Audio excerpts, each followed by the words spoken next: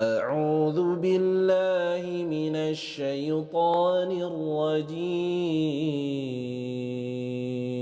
بسم الله الرحمن الرحيم. السلام عليكم ورحمة الله وبركاته. الحمد لله الذي خلق الموت والحياة ليبلوكم أيكم أحسن عملا وهو العزيز الغفور. أشهد أن لا إله إلا الله وحده لا شريك له وأشهد أن محمدا عبده ورسوله لا نبي بعده. اللهم صل وسلم وبارك على محمد وعلى آله وصحبه أجمعين. رب اشرح لي صدري ويسر لي أمري واحلل عقدة من لساني يفقه قولي. قال الله تعالى: أعوذ بالله من الشيطان الرجيم. الذين إذا أصابتهم مصيبة قالوا إنا لله وإنا إليه راجعون. صدق الله العظيم. Kaum muslimin, Bapak Ibu jamaah salat subuh yang dimuliakan Allah Subhanahu wa taala.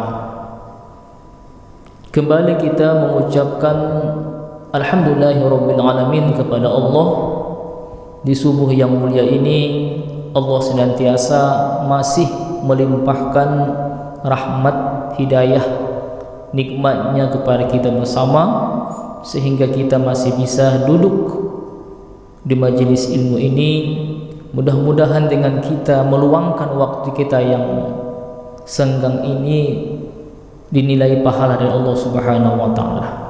Amin ya rabbal alamin. Selawat dan salam kita sampaikan kepada Nabi kita yang mulia Rasulullah Muhammad sallallahu alaihi wasallam, yang telah memberikan kepada kita pengetahuan tentang Islam, yang telah membawa manusia dari kehidupan yang begitu gelap gulita, sehingga dan kita rasakan hari ini bagaimana Islam menerangi kita sehingga kita bisa duduk di sini adalah merupakan dari apa yang telah beliau ajarkan. Untuk itu kita berselawat dengan Allahumma sholli ala Muhammadin wa ala ali Muhammad. Kaum muslimin, Bapak Ibu jamaah yang dirahmati Allah Subhanahu wa taala, untuk duduk di majelis ilmu ini memang perkara yang berat, perkara yang tidak semua mampu untuk duduk, apalagi di hari Ahad, apalagi di waktu subuh, diserang rasa ngantuk, kemudian juga karena mungkin juga ingin melanjutkan tidur dan lain sebagainya. Tapi dorongan imanlah sebenarnya yang membuat kita duduk di sini. Apalagi kita mengetahui apa yang dikatakan oleh Rasulullah SAW, bahwa banyak di antara manusia itu yang hebat di perkara dunia. Dia jago di bidang penjualan, hebat di bidang bisnis, di bidang lainnya dia sangat luar biasa menguasai dunia ini. Tapi ketika bicara perkara agama, dia angkat tangan, bahkan merasa tidak penting. Nah, inilah yang Rasul katakan, innallaha ta'ala yubghidu kulla 'alimun bid-dunya wa jahilun fil akhirah. Allah benci kepada orang yang hebat, pintar, cerdas dalam perkara dunia, tapi jahil, bodoh dalam perkara akhirat. Nah, bagaimana kita supaya kita juga hebat dalam perkara akhirat? Maka tidak ada solusi yang lain kecuali duduk di majelis ilmu. Maka harus seimbang perkara dunia dengan perkara akhirat. Jangan malah lebih hebat di dunia, akhirat ketinggalan. Nah, inilah yang hari ini problem di antara kaum muslimin hari ini, menganggap perkara agama itu hanya untuk orang tertentu saja, menganggap bahwa agama itu untuk orang-orang yang mondok saja. Padahal perkara agama itu adalah kepada seluruh manusia, kepada seluruh kaum muslimin. Mereka harus bisa menguasai agama, mereka harus paham apa sebenarnya tujuan Allah menciptakan mereka. Nah, inilah kita pentingnya duduk di sini. Nah, bahkan Rasul juga memberikan janji-janji kepada kita. Man salaka tariqan yaltamisu fihi ilman, barang siapa yang dimudahkan, barang siapa yang melangkahkan kakinya ke majelis ilmu, sahalallahu lahu fil jannah tariqan fil jannah. Barang siapa yang melangkahkan kakinya menuju majelis ilmu, maka Allah mudahkan dia menuju surga. Nah, ini janji.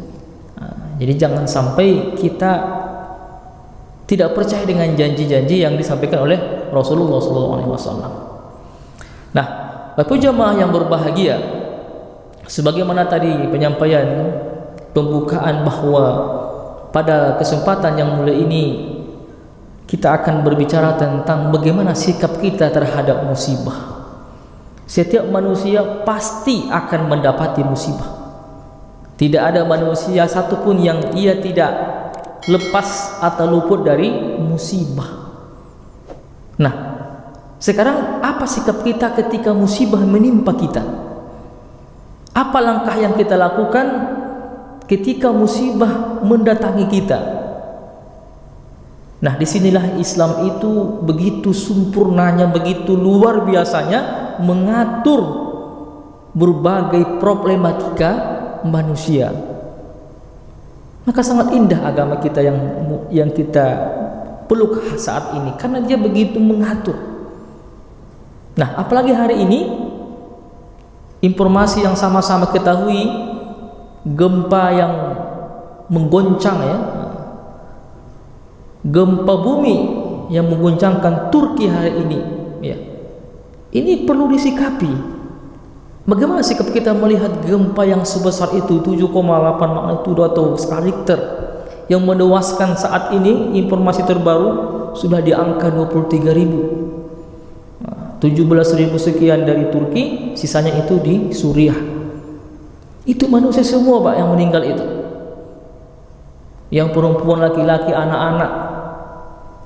Kita lihat videonya beredar begitu gampangnya, dalam 1 menit bisa menewaskan 23.000 orang. 1 menit bisa mengguncang 10 provinsi. 1 menit bisa menghancurkan berbagai bangunan yang kokoh yang menjulang ke langit. Nah, ini peristiwa yang dahsyat sekali. Musibah menimpa negeri bumi kita ini.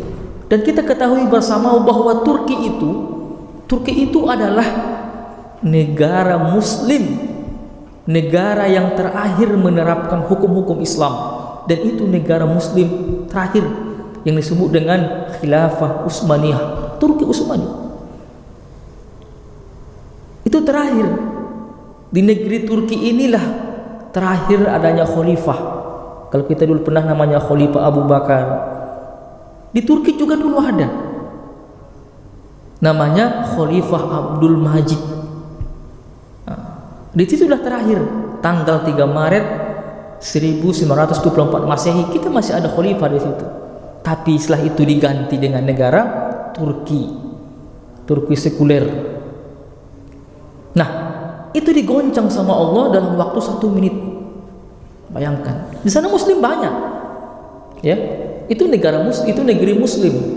Tapi pertanyaannya, bagaimana sikap kita melihat itu?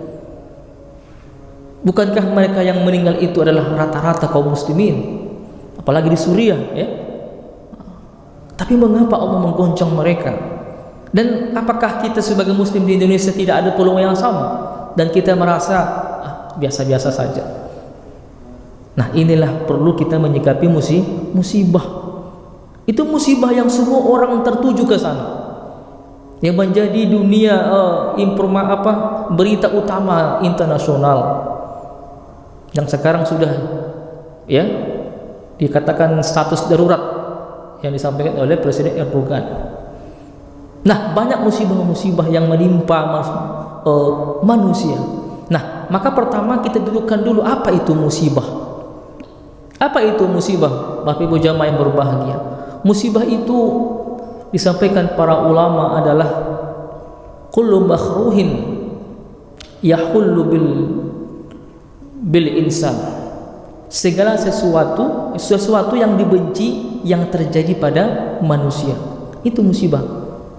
Sesuatu yang dibenci terjadi pada manusia. Kalau ada sesuatu yang terjadi pada kita tidak suka, itu musibah. Contohnya, nanti mudah-mudahan nggak terjadi ya. Ada orang ketika pulang dari masjid, tahu-tahu sandal hilang. Suka? Pasti nggak suka.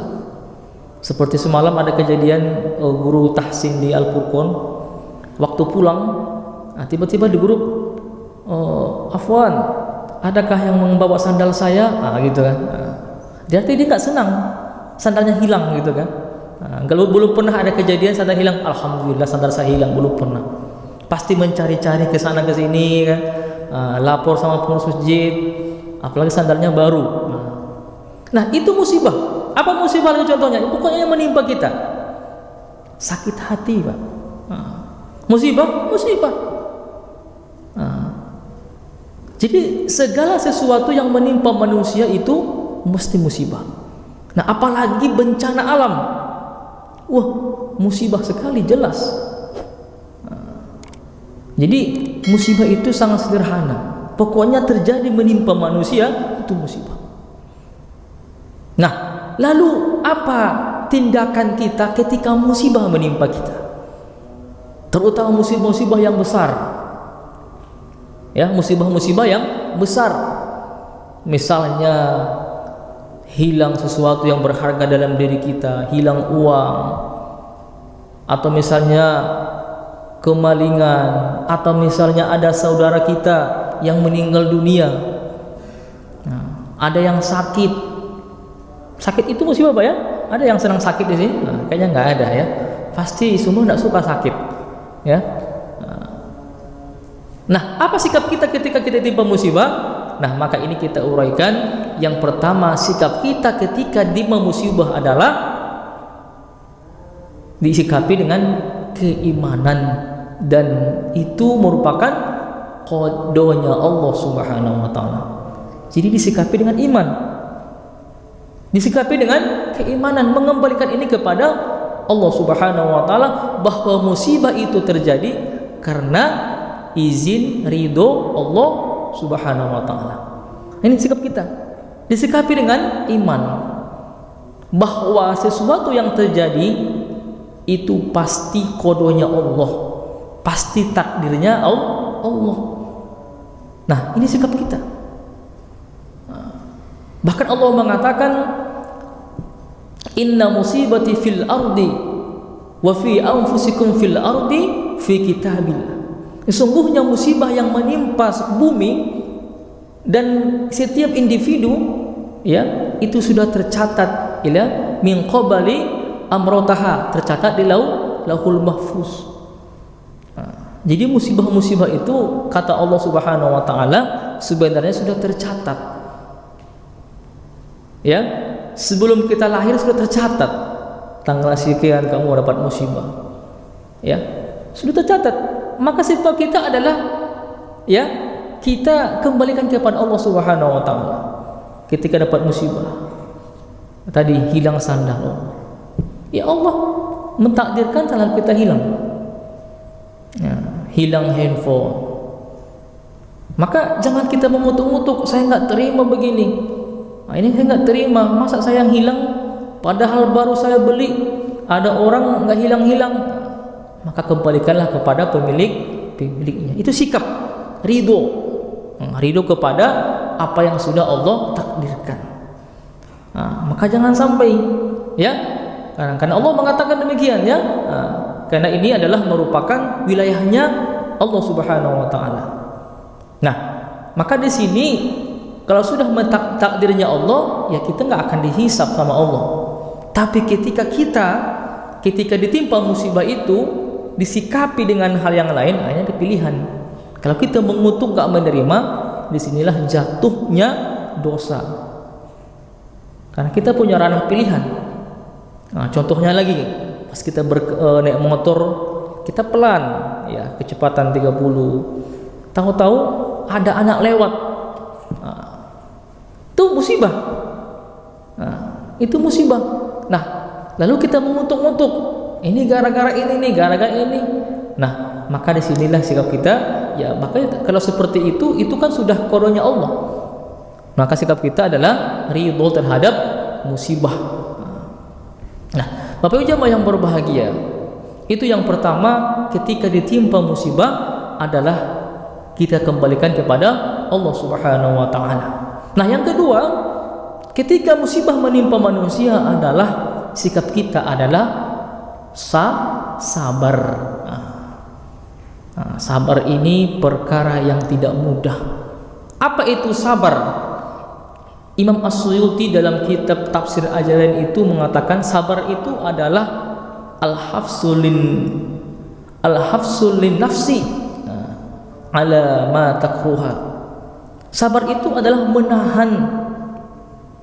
menahan dari kebencian yang menimpa dia. Jadi ketika musibah menimpa dia bersabar. Ya. Jadi dikatakan sabar itu adalah yang menahan dari rasa benci yang menimpa dia tadi itu, ya, yang menahan daripada apa yang menimpa dia. Itu musibah. Itulah definisi sabar. Ya, yang menimpa dia itu adalah musibah, lalu sikap dia bersabar. Nah, karena Bapak Ibu jamaah yang berbahagia, ya, musibah itu juga merupakan ujian dari Allah Subhanahu wa taala. وَلَنَبْلُوَنَّكُمْ بِشَيْءٍ مِنَ الْخَوْفِ وَالْجُوعِ وَنَقْصٍ مِنَ الْأَمْوَالِ وَالْأَنْفُسِ وَالثَّمَرَاتِ وَبَشِّرِ الصَّابِرِينَ.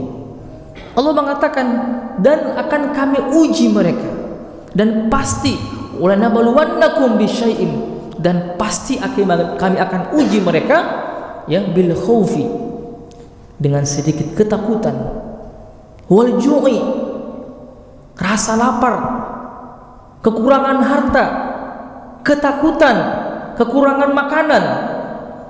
Itu ujian. Jadi kalau kita ditimpa rasa takut, ditimpa kekurangan makanan, ditimpa rasa pokoknya sesuatu yang berkurang lah, itu ujian dari Allah Subhanahu wa taala. Maka Allah mengatakan wa basyiris sabirin, sampaikanlah kabar ini kepada orang-orang yang sabar. Nah, maka musibah yang menimpa kita itu adalah juga diantaranya bagian dari ujian. Bagian dari ujian. Baru tanggal muda, dompet sudah mulai tipis. Dulu biasanya tanggal-tanggal sekian masih ada, ini kok berkurang. Jadi ini banyak hal-hal yang kadang kita harus sikapi. Ini ujian. Allah menguji kita, apakah kita ini kuat, tahan atau tidak. Karena ujian itu akan berbuah pahala dari Allah Subhanahu wa taala kalau disikapi dengan sabar. Nah, maka inilah yang harus kita sikapi ketika kita ditimpa musibah. Karena tadi musibah itu adalah datangnya dari Allah Subhanahu wa taala. Qul la yusibana illa ma kataballahu lana. Katakanlah musibah itu datang dari kami, kata Allah Subhanahu wa taala. Nah, ini yang harus kita ikuti, ya. Jadi jangan sampai ketika musibah menimpa kita malah mengutuk-ngutuk, malah kita tidak terima dengan berbagai alasan. Nah, disinilah kita itu berarti tidak memahami bahwa musibah itu datangnya dari Allah Subhanahu wa taala. Nah, Bapak Ibu jamaah yang berbahagia, yang ketiga adalah sikap kita kepada musibah adalah mengambil hikmah dari musibah. Setiap musibah itu memiliki hikmah. Hikmah diantaranya dikatakan oleh Rasulullah SAW itu adalah musibah itu, innal muslimuna, sesungguhnya ketika seorang muslim itu ditimpa musibah, dengan misalnya ketika ia lewat dengan sekalipun duri yang menancap di kakinya atau yang lebihnya, maka tidak ada yang lain ia dapatkan kecuali Allah ampuni dosa-dosanya. Nah, jadi kalau kita ditimpa musibah lalu kita sikapi dengan ridho, maka Allah janjikan pahala. Nah, seperti yang terjadi di Turki hari ini, ya, Di sana banyak yang menangis. Ya, bahkan ada satu video yang kita tonton kan, ada seorang suami sepertinya atau dia bagian dari keluarga itu, dia minta tolong. Ada namanya media Cordoba itu kan, ada video yang diupload oleh wartawan. Dia minta tolong kepada kaum muslimin, wahai kaum muslimin, tolonglah saya, bukankah saya ini saudaramu? Itulah bahasa dia kan. Keluarga saya, anak saya ini di bawah runtuhan ini, di bawah saya ini, tolong, mereka masih hidup. Di mana kalian wahai kaum muslimin? Dia mau minta tolong di situ kan. Karena memang faktanya, informasi di Turki itu masih banyak yang masih hidup di bawah runtuhan itu, cuma nggak bisa diambil, nggak bisa ini. Apalagi masa-masa inilah musim dingin di Turki ya, yang suhunya di bawah 0. Itu kan dingin sekali ya. 16 derajat itu kita kedinginan kan, asli begini 16 ini 0, di bawah 0, bayangkan. Nah, maka sikap seorang muslim di sana, mereka itu kuat tidak menerima cobaan itu. Nah, apa hikmahnya bagi mereka? Nah, di sinilah Allah mengatakan ya, asyuhada'i khamsah. Nah, orang yang mati syahid itu ada 5 sebenarnya. Di antaranya apa? Di antaranya adalah orang yang tertimpa penyakit taun, at-tauna wal batununa, dan orang yang memiliki, yang terkena penyakit perut, dikatakan oleh hadisnya ya. Orang yang kena penyakit taun, kemudian penyakit perut, sakit perut ya. Kemudian adalah orang yang tenggelam. Asyarqi, orang yang tenggelam. Baru yang berikutnya adalah orang yang tertimpa bangunan. Ini gempa-gempa tadi. Baru wasyuhada'i fi sabilillah, dan orang yang berjuang di medan perang. Nah, dikatakan Rasulullah SAW, maka 5 orang ini, 5 tipe ini adalah mereka ini mendapatkan ya predikat seorang syahid, syuhada, seorang yang mati syahid. Nah, dikatakan Rasulullah, barang siapa yang akhir hidupnya dengan mati syahid, maka Allah ampuni dosa-dosa mereka. Nah, inilah hikmah bagi mereka. Orang yang tertimpa musibah ya, reruntuhan gedung ya, insya Allah mereka mati syahid. Mereka mati syahid, mendapatkan ampunan dari Allah Subhanahu wa taala. Ya, ini janji yang disampaikan oleh Rasulullah SAW. Nah, maka ini hikmahnya. Jadi kalau misalnya ada saudara kita yang tenggelam ya, kemarin di dekat dengan kampung kami di sana ya, ada yang anak santri lagi mandi di sungai, mungkin nggak pandai berenang ya, hanyut. 2 hari baru ditemukan anak santri, ya meninggal. Padahal sungainya nggak biasa, sungai biasa lah kan. Tapi mungkin dia orang yang mungkin nggak pandai berenang ya, baru ditemukan 2 hari sudah meninggal. Maka dia mati syahid. Nah, inilah hikmah-hikmah ketika kita ditimpa musibah, ada diampuni Allah Subhanahu wa taala ya dosa kepada kita yang ya tertimpa musibah ya. Lalu kemudian ketika yang mendapat musibah itu adalah yang 5 kategori tadi syahid. Nah, ini merupakan karunia yang Allah berikan kepada mereka. Nah, kemudian yang berikutnya adalah sikap kita kepada musibah adalah berikhtiar. Maksudnya ketika musibah itu datang kepada kita, lalu kita mengintrospeksi diri kita, ini musibah kok datang, maka berusaha untuk menghindari musibah itu. Nah, bagaimana berusahanya? Nah, disinilah kita katakan musibah itu juga terjadi karena ulah tangan manusia. Nah, ini berbahaya. Jadi musibah itu terjadi juga karena ulah tangan manusia. Wa ma asabakum min musibah, kata Allah, dan tidak sesuatu itu ditimpa musibah bima kasabat aydiakum wa ya'fu an katsir, karena ulah tangan manusia dan Allah memaafkan dosa-dosa mereka. Jadi musibah itu terjadi karena ulah tangan manusia. Ini berbahaya kan? Nah, inilah introspeksi yang harus kita waspadai. Jangan-jangan musibah yang menimpa kita itu karena ulah tangan kita sendiri. Wa ma asabakum min musibah bima kasabat aydiyakum. Karena disebabkan oleh tangan-tangan manusia. Bahkan dalam ayat lain Allah mengatakan zaharul fasadu fil barri wal bahri bima kasabat aydin nas. Terjadinya kerusakan di darat dan di laut bima kasabat aydin nas, karena ulah tangan manusia. Nah, gempa yang terjadi di Turki ya, dengan sebanyak korban sebanyak itu bisa jadi karena ulah tangan manusia. Bahkan dalam hadis dikatakan idza zaharul fasadu, ya, idza zaharul fasadu, idza zaharul zina war riba fi qaryah, kata Rasul. Apabila telah terjadi zina dan riba di suatu kampung, di suatu daerah, faqad ahallu azab Allah, maka sungguh mereka telah meminta azabnya Allah. Nah, ini berbahaya. Idza zaharu, ya, idza zaharu zina, apabila telah merajalela zina dan riba di tengah fiqoryah pada sebuah negeri, faqad ahallu azab Allah, maka sungguhnya mereka telah ridho, mereka telah minta kepada Allah diturunkan azab. Nah, ini berbahaya. Sekarang kita lihat fakta hari ini. Apakah zina hari ini sudah merajalela?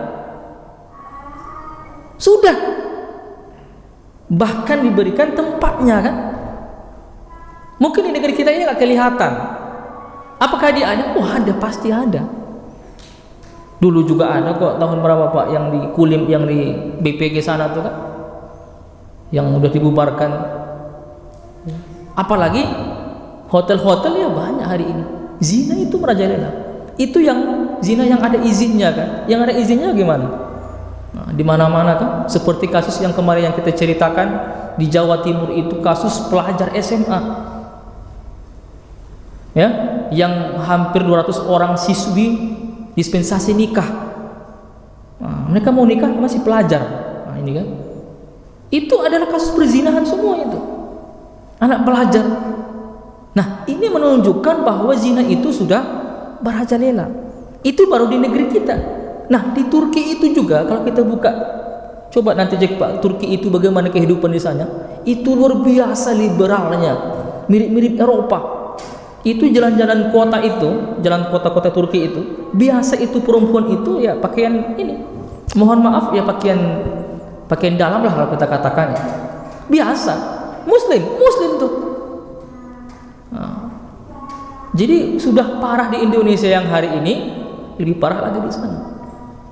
Begitulah hebatnya, ya, begitulah kondisi di sana. Mungkin bisa jadi Allah, ya, Allah kasih peringatan, ujian kepada kaum muslimin. Itu contoh. Maka dari itu kita ambil hikmah. Kita berikhtiar, jangan sampai kita menjadi yang berikutnya. Jangan sampai kita menjadi yang Allah juga nanti akan menimpa kita. Bukankah baru kemarin terjadi Cianjur? Bukankah kemarin terjadi di Sumbar? Sudah banyak kejadian. Di mana lagi kemarin itu? Ya, di Bali, ya, di daerah sana. Itu contoh-contoh yang Allah berikan kepada kita teguran. Nah, inilah yang merupakan musibah yang itu datangnya dari ulah tangan manusia. Nah, jadi bisa secara langsung dari manusia sendiri, bisa secara tidak langsung. Karena hari ini kita harus akui, kondisi negeri kita ini, Islam itu tidak diterapkan secara menyeluruh. Aturan-aturannya kan biasa saja. Nah, orang yang berzina dikasih panggung, LGBT nggak diapa-apain. Nah, padahal Allah perintahkan, fahkum bainahum bima anzalallah, maka putuskanlah perkara di antara mereka dengan hukum Allah. Az-zaniyatu waz-zaniyah fajaliduhu mi'ata jildah. Orang yang berzina, kata Allah, laki-laki perempuan, cambuk mereka 100 kali. Ini kan perintah. Sama perintahnya dengan perintah sholat, wa aqimus sholat wa atuz zakat. Cuman yang dilaksanakan kaum muslimin hanya sholat, zakat. Tapi ketika berzina, hukumnya, deranya nggak diamalkan. Nah, inilah salah satu kita membangkang perintah Allah. Bisa jadi Allah murka, dan banyak lagi yang lainnya. Maka Allah mengatakan, innallaha ya Allah tidak akan mengubah nasib suatu kaum sebelum kaum itu mengubah kondisi mereka. Maka dengan melihat itu kita introspeksi di diri. Dengan kita ya semakin melihat musibah-musibah itu, kita tarik ke diri kita ya apa yang menyebabkan musibah terjadi, maka dalam diri kita harus berubah. Nah, jika kita memang jauh dari Allah Subhanahu wa taala, maka saat ini ya kita dekat kepada Allah dengan menerapkan, dengan melaksanakan perintah-perintahnya. Ya ayyuhalladzina amanu udkhulu fis-silmi kafah. Hai orang-orang yang beriman, ketika kamu sudah mengaku sebagai muslim, maka masukilah Islam, masukilah ajaran-ajarannya secara menyeluruh. Jangan dipilih-pilih, jangan ditawar-tawar, tapi laksanakanlah. Nah, inilah perintah Allah Subhanahu wa taala. Karena Allah juga memberikan ancaman, kalau enggak dilaksanakan, Allah berikan kesempitan, Allah berikan kerusakan. Allah berikan, "Waman a'radu an dzikri fa inna lahu ma'isyatan dhanka." Barang siapa yang mengindahkan, yang menolak peringatanku, ma'isyah, akan saya berikan kesempitan hidup kepada mereka. Ini janji, ancaman dari Allah Subhanahu wa taala. Nah, inilah mungkin sikap kita ketika kita ditimpa musibah, maka musibah itu harus juga diintrospeksi. Ini musibah kok datang ke saya? Apa salah saya? Jadi pernah terjadi di masa Umar bin Khattab, terjadi gempa, Pak. Gempa di Madinah. Nah, apa yang dilakukan oleh Umar? Yang mengumpulkan manusia, ya ayuhan nas, wahai manusia, dosa apa yang telah kalian lakukan? Nah, itu terjadi gempa. Itu di masa Khalifah Umar bin Khattab terjadi gempa. Maka Khalifah mengatakan, ya, dosa apa yang telah kalian lakukan? Jadi memang sangat real sekali, ya. Maka hari ini kita lihat sudah banyak dosa-dosa yang hari ini, ya, sudah banyak Allah berikan teguran. Banjir di mana? Banjir, gempa, gunung meletus, apalagi kesempitan hidup, harga naik, anak-anak remaja rusak di mana-mana, tapi kita nggak sadar.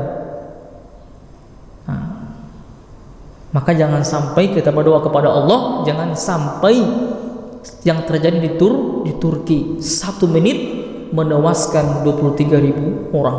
Bahkan menurut prediksi, ya, para peneliti di sana, bahkan bisa lebih daripada itu yang menjadi korban. Karena hari ini yang sakit, yang luka-luka itu sudah di angka 80.000, dan masih banyak yang tertimbun di bawah reruntuhan. Berapa lama lagi mereka bisa hidup bertahan? Ya, tapi disitulah kita melihat keajaiban dari Allah Subhanahu wa taala. Seperti kemarin, ya, seorang anak 2 hari masih hidup, tertimbun masih hidup. Nah, banyak kejadian-kejadian yang kita lihat di sana. Bahkan warga Turki sekarang itu trauma, banyak yang meninggalkan rumahnya.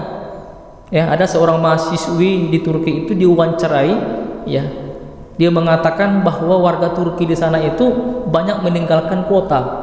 Mereka ke kota kampung-kampung mencari rumah-rumah yang tidak bertingkat. Nah, takut, Pak. Dan banyak juga yang tidur di jalan, buat tenda-tenda di mobil. Karena gempa tuh masih ada katanya, gempa tuh masih berdatangan, cuman kecil.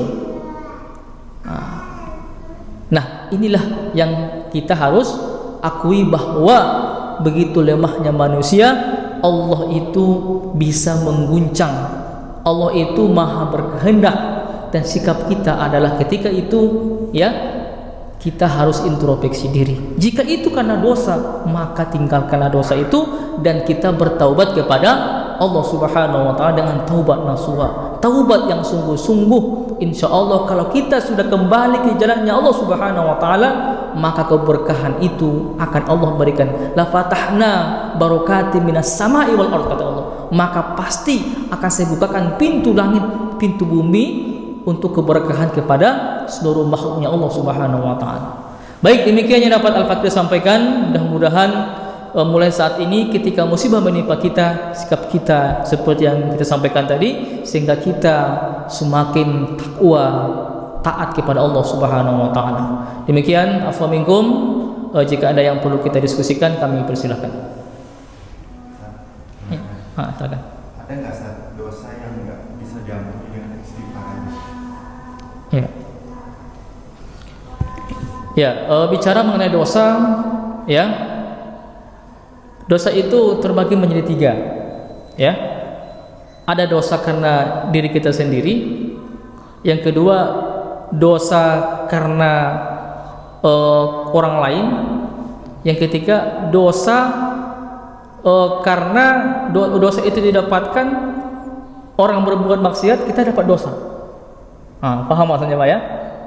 Yang pertama tadi dosa karena orang lain, dosa karena ulah tangan karena kita sendiri. Yang kedua dosa kepada orang lain. Yang ketiga dosa karena orang lain berbuat maksiat. Nah, maka dosa yang diampuni Allah itu untuk yang istighfar itu ya dosa yang kita lakukan. Dalam Ramadan biasanya kan itu sering dikatakan oleh para mubalik itu kan, bahwa dengan kita melaksanakan puasa, dengan melaksanakan sholat, maka Allah akan mengampuni dosa-dosa kita. Maka dosa yang Allah ampuni itu yaitu dosa yang ulah tangan kita sendiri. Itu Allah ampuni bisa dengan istighfar, bisa dengan kita memperpanjang doa, bisa dengan sholat. Tapi kalau dosa kepada orang lain, dengan kita menzulimi orang lain, kemudian orang lain berbuat maksiat, kita mendapat dosa, itu terjadi Pak. Ya, orang berzina Pak di sana, katakanlah di rumah A di sana, kita di rumah tidur, kita dapat dosa. Loh kenapa? Karena masalahnya aturan yang Allah perintahkan tadi itu nggak diterapkan, ya, maka kita berdosa. Kenapa berdosa? Karena kita nggak berusaha untuk aturan ini diterapkan. Nah, ini buat dosa itu. Karena ini adalah dosa dakwah tadi. Nah, ini yang terjadi. Jadi hari ini disebut dengan dosa kifayah, dosa atau investasi dosa. Jadi dosa itu 3. Nah, hari ini bisa dikatakan seluruh kaum muslimin berdosa hari ini karena dosa yang ketiga ini. Nanti suatu saat kita akan bahas ini tentang dosa investasi, ya. Ini dosa investasi ini dosa yang dilakukan oleh orang lain, tapi kita dapat dosa juga. Orang berzina Pak, harusnya kan orang berzina mereka yang berdosa, tapi kita dapat dosa. Kenapa? Karena tadi ada perintah di Al-Quran nggak diterapkan, harusnya manusia menerapkan. Nah, gara-gara ini berdosa kita. Terus berdatangan dosa-dosa, ya kita juga mendapatkan dosa karena tidak diterapkan. Dan dosa yang paling parah ini siapa? Yang memiliki kekuasaan hari ini. Karena dosa, karena hukum zina itu, ya hukum untuk menerapkan hukum zina itu kan sebenarnya hanya bisa dilakukan oleh penguasa. Maka penguasa lah yang harusnya menerapkan ini. Tapi penguasa hari ini tidak menerapkan ini. Kita sebagai muslim punya peran di sini untuk memberikan penjelasan ataupun memberikan menyampaikan ini kepada penguasa agar diterapkan. Inilah dosa kita di sini. Dosa tidak menyampaikan dakwah kepada penguasa. Seandainya diterapkan, maka lepaslah dosa kita. Nah, ini. Jadi itu ya. Jadi dosa yang bisa Allah ampuni itu hanya dosa yang dilakukan oleh seseorang, ya, yaitu melanggar perintahnya Allah Subhanahu wa taala. Mungkin dengan ia tidak sholat, mungkin dengan ia melihat kemaksiatan, mungkin dengan ia misalnya ya dosa-dosa kecil lah, ya, dosa kecil. Tapi dosa-dosa kepada orang lain itu bisa gugur ketika ia meminta maaf kepada orang tersebut. Ketika ia minta maaf. Dan dosa yang ketiga tadi, ketika hukum itu sudah diterapkan, maka hilanglah dosa-dosa itu. Mungkin itu ya, insyaallah nanti ada saatnya kita akan bahas tentang dosa-dosa investasi. Baik, demikian yang dapat Al-Fakir sampaikan. Afwa minkum. Kita tutup dengan doa kafaratul majelis. Alhamdulillah, subhanakallahumma bihamdika asyhadu an la ilaha illa anta astaghfiruka wa atubu ilaik. Alhamdulillahirabbil alamin.